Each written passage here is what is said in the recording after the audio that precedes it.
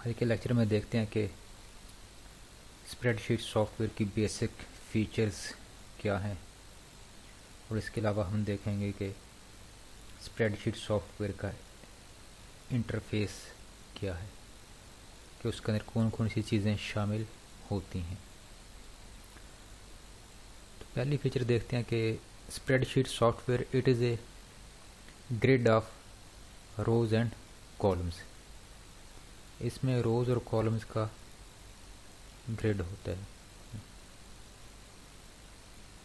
Horizontal आपकी रोज और vertical column होती हैं। जो रो होती है उसको एक नंबर असाइन किया जाता है। इस तरह जो कॉलम होता है उसको लेटर या लेटर्स ABCD ये असाइन किए जाते हैं।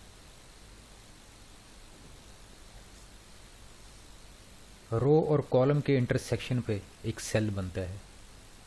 ये रो है, ये कॉलम है, तो क्या बन रहे हैं? सेल बन रहे हैं। ये सेल है। इन्हीं सेल के अंदर डाटा एंटर किया जाता है। Intersection of rows and columns is called cell. ये आपके सेल हो गए, इन्हीं के अंदर डाटा हम इनपुट करेंगे या एंटर करेंगे। Cells are identified by their column letter and a row number. अब सेल की पहचान क्या होगी? फर्ज करें ये सेल है, इसकी पहचान कैसे होगी? कि इसका हम देखेंगे कि कॉलम लेटर कौन सा है और रो नंबर कौन सी है। कॉलम लेटर और रो नंबर की बुनियाद पर इस सेल की शिनाख्त की जाएगी। जैसा कि ये आपका माइक्रोसॉफ्ट एक्सेल का सॉफ्टवेयर है, स्प्रेडशीट सॉफ्टवेयर है। इसमें आप ये देख सकते हैं कि ये एक ग्रिड है रोज़ और कॉलम्स का। इसमें ये रोज़ हैं जिनको नंबर असाइन कर दिए गए हैं 1 2 3। ये पहली रो होगी, दूसरी, तीसरी। इस तरह ये कॉलम है ABC, ये आगे तक जा रहे हैं। तो यहाँ पर किसी भी सेल को, जैसे कि फ़र्ज़ करें ये मैंने ये सेल सेलेक्ट किया है, तो इसकी शनाख्त कैसे होगी? कॉलम कौन सा है D और रो कौन सी है 4। तो यहाँ पर डिस्प्ले भी हो रहा है D4। इसी तरह ये कौन सा है F6। इस तरह ये कौन सा है B9, ये B9।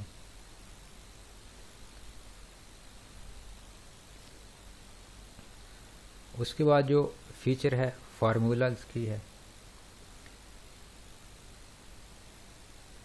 हम डाटा के ऊपर मुख्तलिफ तरह के फार्मूलाज लगा के हम कैलकुलेशन परफॉर्म कर सकते हैं और उसी की बुनियाद पर हम रिज़ल्ट्स देख सकते हैं। डाटा के ऊपर मुख्तलिफ तरह के फार्मूला लगा के मुख्तलिफ तरह के रिज़ल्ट्स हम देख सकते हैं कि तमाम के तमाम डाटा का हमने सम करना है, उसका फार्मूला लगा सकते हैं। एवरेज मालूम करनी है, परसेंटेज मालूम करनी है, इन सब चीज़ों के फार्मूलाज मौजूद हैं।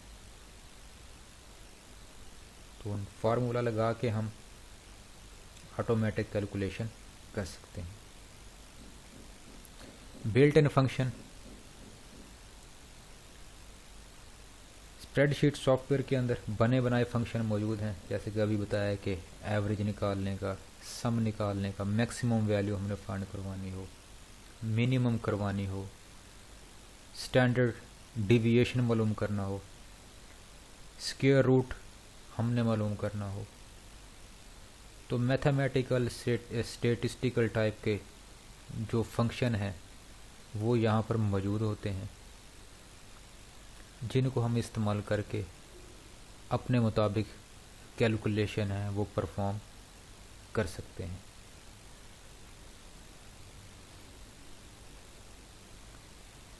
इंटरफेस की बात करते हैं कि स्प्रेडशीट सॉफ्टवेयर जो आपका माइक्रोसॉफ्ट एक्सेल है उसका इंटरफेस क्या है। सबसे पहले क्या है? वर्कशीट। वर्कशीट के बारे में जैसे कि हमने पढ़ा था कि worksheet consist of rows and columns. Rows और कॉलम्स मिलकर सेल्स बनाते हैं और सेल्स के अंदर हम डाटा एंटर करते हैं। ये आपकी वर्कशीट है, ये रोज़ और कॉलम से मिलकर बनी है जहाँ पर डाटा एंटर होगा। ये वर्कशीट है।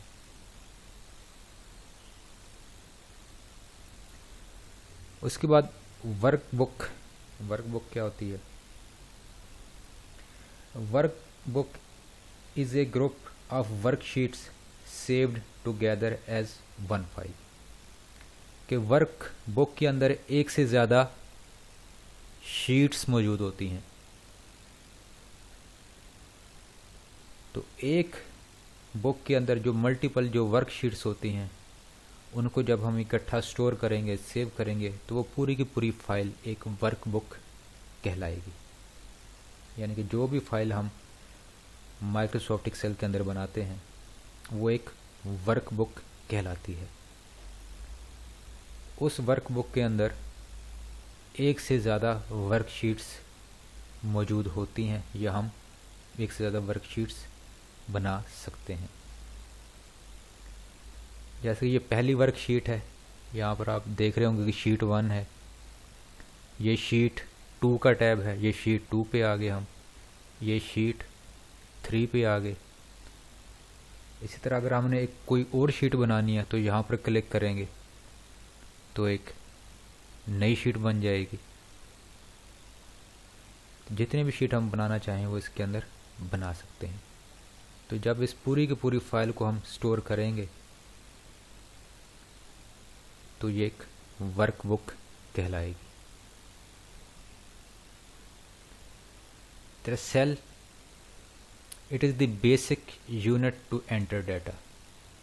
वर्कशीट के अंदर रोज़ और कॉलम्स होते हैं, रोज़ और कॉलम्स मिलकर सेल्स बनाते हैं और सेल्स के अंदर ही हम डाटा को एंटर करते हैं।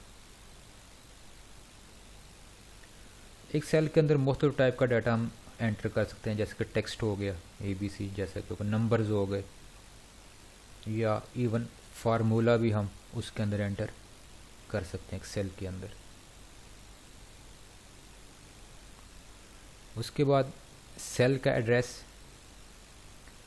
को रेफरेंस भी कहा जाता है। एड्रेस या रेफरेंस की बुनियाद पर हमें पता चलता है कि ये सेल किस लोकेशन पर मौजूद है। यहाँ और मैंने क्लिक किया तो ये इसका एड्रेस है कि H कॉलम है और नंबर 8 क्या है, रोज़ है, यानी कि H8। तो H8 क्या है? ये उसका सेल रेफरेंस है या उसका एड्रेस है। जैसा कि ये K4 इसका रेफरेंस हो गया या इसका एड्रेस हो गया।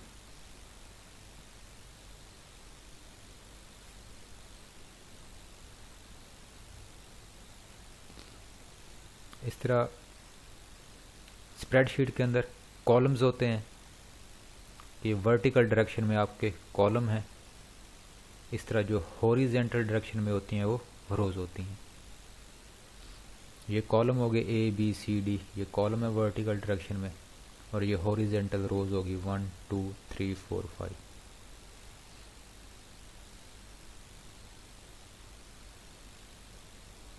एक्टिव सेल क्या होता है? Currently selected cell where data is entered और एडिटेड। कि जिस सेल को हमने सिलेक्ट किया होता है वो एक्टिव सेल कहलाता है, और एक्टिव सेल के अंदर ही हम डाटा को एंटर कर सकते हैं, या अगर उसके अंदर कोई डाटा मौजूद है उसको तब्दील कर सकते हैं। तो कौन सा सेल एक्टिव होगा? जो भी सेल एक्टिव होगा उसके गिर्द रेक्टेंगल का सिंबल मौजूद होगा। A rectangle is appeared around the active cell. Active cell के इर्द गिर्द एक रेक्टेंगल का सिंबल होगा। एक्टिव सेल के अलावा जितने भी सेल बाकी होंगे उसे पैसिव सेल कहा जाएगा। पैसिव सेल के अंदर हम डाटा एंटर नहीं कर सकते, डाटा सिर्फ एक्टिव सेल के अंदर ही एंटर होगा। जैसे कि ये है K4, ये एक्टिव सेल है, ये रेक्टेंगल। अगर मैं यहाँ पर क्लिक करता हूँ अब ये एक्टिव सेल बन गया है। यहाँ पर क्लिक किया ये, तो ये रेक्टेंगल अपीयर होती है, जिससे पता चलता है कि वो एक्टिव सेल है, यानी कि ये I6 ये एक्टिव सेल है। इसके अलावा जितने भी ये मौजूद हैं सेल्स, ये पैसिव सेल्स हैं, इनमें डाटा एंटर नहीं हो सकता। डाटा एंटर सिर्फ एक्टिव सेल के अंदर ही होगा।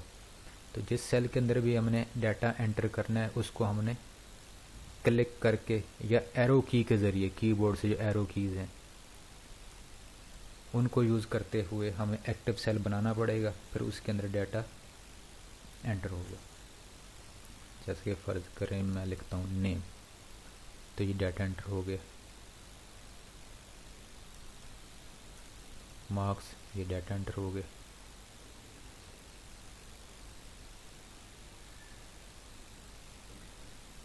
उसके बाद है फार्मूला बार। फार्मूला बार के ज़रिए हम क्या कर सकते हैं कि it is use to show the value और formula of an active cell, कि जो भी सेल एक्टिव होगा, सी कि जो भी सेल एक्टिव होगा उस सेल के अंदर जो भी वैल्यू लिखी हुई है या कोई फार्मूला लिखा हुआ है तो फार्मूला बार के अंदर वो डिस्प्ले होगा। या फार्मूला बार के ज़रिए हम नया फार्मूला या फंक्शन भी इंसर्ट कर सकते हैं। तो इसकी डिटेल से बाद में देखेंगे जब हम कोई फार्मूला वगैरह इंसर्ट करेंगे। तो इसका जो कॉन्सेप्ट है वो आपको क्लियर हो जाएगा। इस तरह शीट टैब्स हैं, अभी हमने देखे नीचे टैब्स मौजूद हैं शीट के, sheet 1, sheet 2, sheet 3। Tab appear at the bottom of the worksheet, each tab represent a different worksheet. ये टैब शीट है, ये शीट 1, शीट 2, शीट 3। फर्ज करें शीट 1 में मैं A1 में लिखता हूँ A, यहाँ पर B, यहाँ पर C। ये तीनों डिफरेंट हैं। शीट 1 ये देखें A वाली है, ये B, ये C। तो हर शीट में मैं डिफरेंट डाटा एंटर कर सकता हूँ। तो ये शीट टैब्स कहलाते हैं, ये वाला section.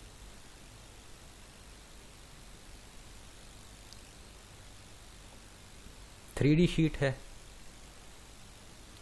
In this feature data in one worksheet can be used in the calculation of another worksheet of the same or different workbooks।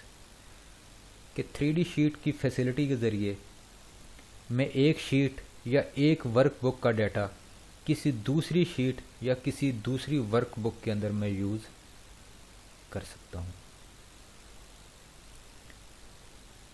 यानी कि जो डाटा मैंने शीट 1 में लिखा है वो डाटा फर्ज करें मैं शीट 3 के अंदर यूज़ कर सकता हूँ।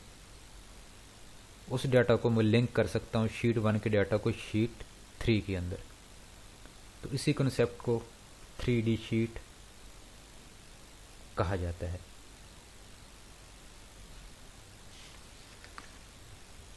तो आज के लेक्चर में इतना ही। कल फिर मज़ीद इससे आगे हम देखेंगे कि सेल रेफरेंस और उसकी टाइप्स क्या क्या होती हैं।